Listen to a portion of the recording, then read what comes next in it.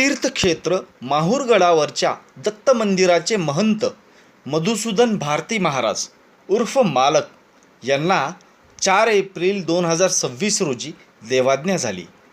ते काही दिवसांपासून आजारी होते। महाराजांच्या निधनामुळे माहूरगडावर शोककळा पसरली आहे। महाराज सन 1978 पासून देवस्थानचे महंत होते।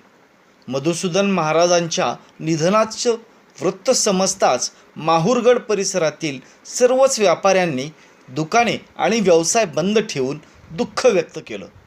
महाराजांचं अंत्यदर्शन घेण्यासाठी राज्यभरातील महंत, विविध गडाचे भाविक आणि समाजातील प्रतिष्ठाननी माहूरला गर्दी केली।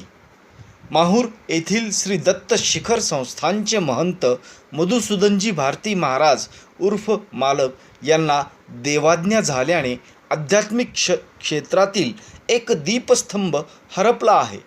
गेल्याच आठवड्यात मी त्यांचे दर्शन घेऊन प्रकृतीची विचारपूस केली होती। महाराजांनी आपल्या जीवनकार्यात केवळ भक्तीचाच मार्ग दाखवला असे नाही, तर सेवा आणि मानवतेची शिकवणही दिली। माहूरगडावरील दत्त शिखर संस्थानची आध्यात्मिक परंपरा त्यांनी अत्यंत प्रभावी व शिस्तबद्ध पद्धतीने राबवली। महाराजांच्या रूपात एक थोर विचारवंत आणि आध्यात्मिक क्षेत्रातील मार्गदर्शक हरवला आहे। त्यांचे कार्य आणि शिकवण भक्तांच्या माध्यमातून सदैव अजरामर राहील। त्यांना भावपूर्ण श्रद्धांजली अशा शब्दात खासदार अशोक चव्हाण यांनी भावना व्यक्त केल्या। माझ्याही महाराजांच्या संदर्भात अनेक आठवणी आहेत।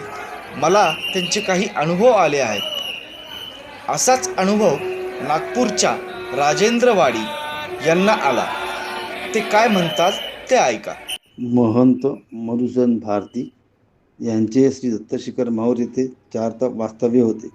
ते 1 तप पूर्ण झाल्यानंतर मंदिराची परिक्रमा करायला बाहेर निघायचे। त्याच वेळेस भक्तांना दर्शन द्यायचे। मंदिरात त्यांची एक खोली होती, त्यात ते तप करायचे।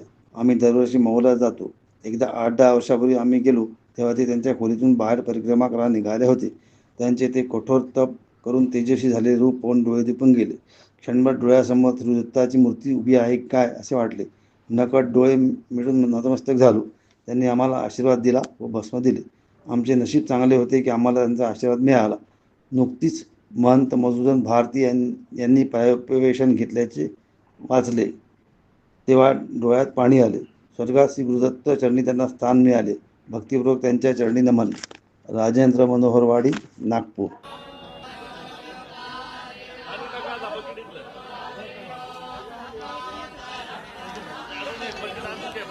हो।